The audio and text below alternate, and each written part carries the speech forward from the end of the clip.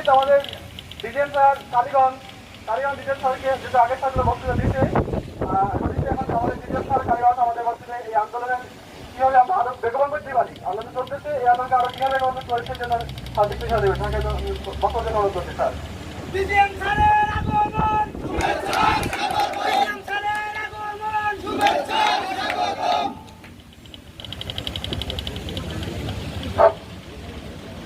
স্বাগতম। উপস্থিত সংগ্রামী সহযোদ্ধা এবং সহকর্মীবৃন্দ, সবাইকে আমি শুভেচ্ছা ও অভিনন্দন জানাচ্ছি।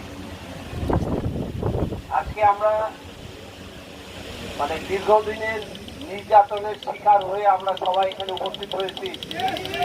আমরা এটা সবাই জানি এবং আমাদের অন্তরের প্রাণের দাবি আদায় করার লক্ষ্যে আমরা সবাই এখানে একত্রিত হয়েছি। তো আমি আশা করব যেভাবে সারা দেশব্যাপী আন্দোলন চলছে অচিরেই আমরা আমাদের দাবি আমাদের যেটা চাওয়া সেটা হয়তো আমরা উদ্ধার করতে পারবো। আমাদের কেন্দ্রীয় কমিটির যারা নেতারা আছেন ওনাদের সিদ্ধান্তকে আমরা সম্মান জানাবো এবং ওনাদের কর্মসূচি অনুসারে আপনাদের কর্মসূচিগুলো পালন করব। তো আমি এই মর্মে আমাদের সহকর্মী সকলের সহযোগিতা আশা করছি। আমি নিজে সিদ্ধান্ত আসতে পারিনি এই জন্য দুঃখিত, কারণ আমাদের বাইরের অফিসগুলো হয় কি যে আমাদের অফিসটাও একটু সামলাতে হয়। আমার অফিসে বর্তমানে এখন 2 জন মহিলা আর 1 জন পুরুষ কর্মীকে রেখে আসছে আর বাকিরা কেউ নাই। সিকিউরিটিকে বলেও আসছি কোনো লোক আসলে ম্যানেজ করার জন্য।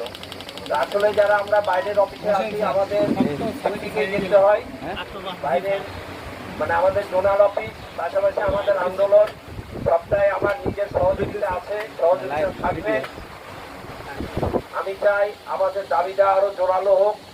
যে পয়েন্টগুলো আমরা ভিডিওতে দেখেছি, যেগুলো আলোচনা হয়েছে বা যেগুলো আশ্বাস পেয়েছি, এটা আমরা খুশি না। আমাদের সকল দাবি দেওয়া আরবিকে মানতে হবে, কারণ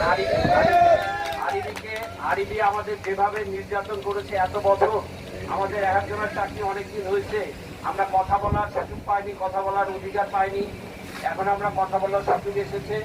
এখন সারা দেশের সকল পল্লী বিদ্যুৎ সমিতির কর্মকর্তা কর্মচারী বৃন্দ সোচ্চার, তারা কথা বলতে সাহস পাচ্ছে। বিগত টাইমে তাদের কথা বলার অধিকারটুকু দেওয়া হয়নি।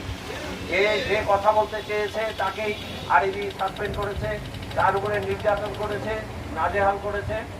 তো আমি আশা করব আমরা সকলে একত্রিত হয়ে আন্দোলন বেগবান হবে এবং আমাদের দাবি পূরণ হবে অচিরেই। এই দাবি রেখে আমি আবার বক্তব্য শেষ করছি। ধন্যবাদ সবাইকে। আমাদের মাঝে অতীব মানবিক এটা সত্য কথা। আমরা আমাদের ফয়সলা আমরা যারা আছি চাকরি কর্মীদেরকে স্বাস্থ্যটা স্বাস্থ্যের চেয়ে উদ্দেশ্য আমরা শ্রম দিয়ে এটা রক্ষা করে যাচ্ছি। তো আমাদের শ্রমের মূল্যায়ন আর মানুষের সেটা মূল্যায়নকে আমরা পাই। তাই আমাদের আজকে যাওয়া পাওয়া বা আজকে দীর্ঘদিনের আমাদের সেই ক্ষোভের প্রকাশ। যে কথাটা বললেন আমার কলিগ যেটা বললেন, একই আমরা সবার সময় আমরা 1 মাস ছোট বড় চাকরি জীবনে চলে যাবো, উনি ডিসেম্বরে যাবে, আমি জানুয়ারিতে যাবো। অভিজ্ঞতা আমাদের এভাবে আমরা দাঁড়াতে পারি। এর জন্য বলবো যে ব্রেভো আমার যারা জুনিয়র সহকর্মীরা আছে আজকে তারা দাঁড়াতে পারছে, আমরা দাঁড়াতে পারিনি। এর জন্য অনেক অনেক অনেক ধন্যবাদ। ইনশাল্লাহ আমাদের সফলতা আসবে, আমাদের অন্যকে কিছু যাওয়া পাবে। যদি এভাবে বলতে চাই যে আমি চলে যাব, বাট আমার কোনো প্রস্তুতি দরকার নেই। আমি কোথায় যাব, কোথায় উঠবো? আমি বোঝাতে চাইছি যে আমলিগ যেটা বলে, তাই না, যে 1 বছরকাল আমি চাকরিতে অবসরে যে আমার বেতন ভাতা পাবো, আমার আমি দিনগুলো কীভাবে পরিচালনা করবো সেটা থাকলো না। তারপরে আমি খালি হাতে চলে যাবো, শূন্য পয়সা আমার যেটা যা নিয়ে যাবো বা যাবো না, শূন্য পয়সা আমার থাকবে। পরিবার কোথায় যাবো? এই বৈষম্যগুলো তো এইটাই, অভিন্ন সার্ভিস করতে কিন্তু এই কথাগুলোই বলা আছে, তাই না? ঠিক আছে, আমরা যাই হোক, কিন্তু প্রত্যেকেই তো আগে কথা বার্তা ছিল না যে আমরা সন্ধ্যাবেলায় ঘুমোতে চাই, সকালবেলায় চাকরি আছে কিনা। ইভেন সেটা নিয়মিত কর্মচারী বেলা পর্যন্ত চাকরিটাই তো থেকে চাকরি চিন্তা, সে সকালবেলা চিন্তা করে যে আদৌ আমার চাকরি থাকবে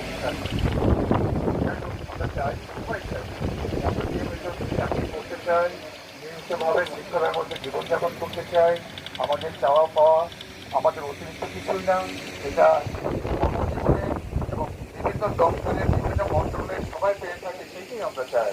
অর্থাৎ যেটা আমাদের বলা যাবে না উচ্চাকাঙ্ক্ষা অথবা আমাদের ন্যায্যতার বাইরে কিছু না।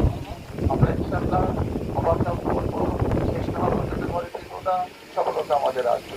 সবার সিদ্ধান্ত আমাদের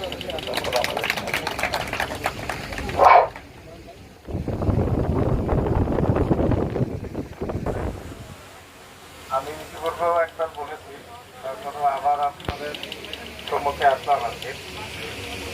তো আপনারা যারা এতক্ষণ বসে করে এখানে বসে আছে, উদ্দেশ্য একটাই, আমাদের দাবি কয়টা? প্রথম দাবি কি? অভিন্ন সার্ভিস কোড অথবা সিবিএস এবং আরবি এক করে দেওয়া, মার্ক করে দেওয়া অথবা আরবি থেকে আমাদেরকে পৃথক করে দেওয়া, এই আমাদের 1 নম্বর দাবি। আর 2 নম্বর দাবি হচ্ছে যারা অনিয়মিত কর্মচারী আছে তাদেরকে সবাইকে নিয়মিত করতে হবে। এই 2টা দাবির উপর আমরা গত শুক্রবার মিটিং হয়েছিল, কিন্তু সেই মিটিংয়ে কি সিদ্ধান্ত হয়েছে? সিদ্ধান্তটা সম্পূর্ণ আমাদের বিপরীতে। অর্থাৎ আমরা যে দাবি দেওয়া করি নাই, সেই দাবি দেওয়ার উপর তারা বলছে যে এই সুযোগ সুবিধা দেবো, এই সুবিধা দেবো। আমরা কি ওটা চাইছি? না, আমরা ওটা চাইনি। কিন্তু এটা দিয়ে আমাদেরকে বিভ্রান্ত করার চেষ্টা করা হয়েছে। কিন্তু আমাদের সংগ্রামী বন্ধুরা কেউ বিভ্রান্ত হয় নাই, তারা সবাই এক কাতারে আছে। আপনারা সবাই এক কাতারে আছেন না? এক কাতারে থাকে, তাহলে আমাদেরকে কখনো চলাইতে পারবে না, আমাদেরকে পক্ষপাত থেকে বিচ্যুত করতে পারবে না। আমরা সবাই এগিয়ে যাবো ইনশাআল্লাহ, এবং আমরা আমাদের সংগ্রামকে আরো বেগবান করবো, যাতে আরবি বাধ্য হয়, তাহলে নমনীয় হয়েছে এবং আমাদের দাবি দেওয়া মেনে নিয়েছে। সবাইকে অসংখ্য ধন্যবাদ জানিয়ে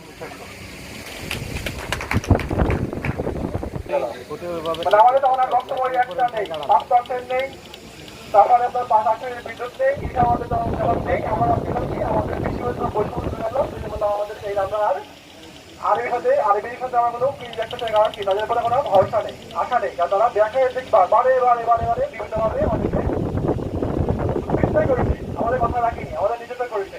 সুতরাং আমরা কি বলছিলাম, আমরা মুক্তি চাই, এই কথা বলা করে তারা সেটা দিতে পারেনি। নাহলে এখান থেকে আমাদের বিরুদ্ধে অসমস্যা হয়েছে আনতে হয়।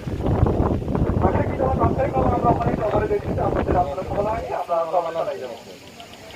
এই আন্দোলনটা কিভাবে চালাই যাবো, আরো বেগবান করা যায়, এই বিষয়ে আমাদের মাঝে আমাদের বিজয় ঘটে ঘটে তারা একটু কথা বলবেন। সবাইকে ধন্যবাদ।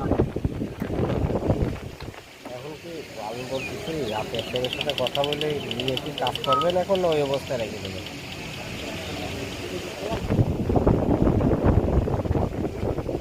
ধন্যবাদ। ঠিক আছে, আমাদের ডিজিএম মহোদয়গণ, আমরা পূর্ণাঙ্গভাবে আজকে এখানে আমরা উপস্থিত হয়েছি। আন্দোলনের সাথে প্রথম থেকে আছি, এখন শুধু প্রথম না, যখন আন্দোলন শুরুই হয়নি, আন্দোলন মনেই আসেনি, তখন এই পরিবর্তনগুলি আমাদের বিষয়গুলি আমরা তখন বলতে পারতাম না। সে বলছিল যে সে যদি বলে তাহলে তাকেই হেনস্থা করে, এইটা হবে না। আমাদের তো ওই আরবির সাথে সবাই যোগাযোগ করতে হয়, বিভিন্ন ধরনের যে কথাবার্তা ওনারা কোন ধরনের বৈষম্য আমাদের উপরে চাপাই দেয়, তাকে উদাহরণ আমাদের এলাকায় নির্বাচন করে। নির্বাচনটা হয় হলো একজনের সদস্য সনদপত্র দিয়ে, এইটা তৈরি করা খুব টাফ ছিল ওই সময়ে, ছবি দিয়ে স্ক্যান করে তারপরে আমি প্রথম ওইটাই বললাম যে না, ন্যাশনাল আইডি কার্ড হয়েছে, আমরা ন্যাশনাল আইডি কার্ড দিয়ে শুরু করবো। আমি বিজ্ঞপ্তি ছাপায় নিয়ে আসছি,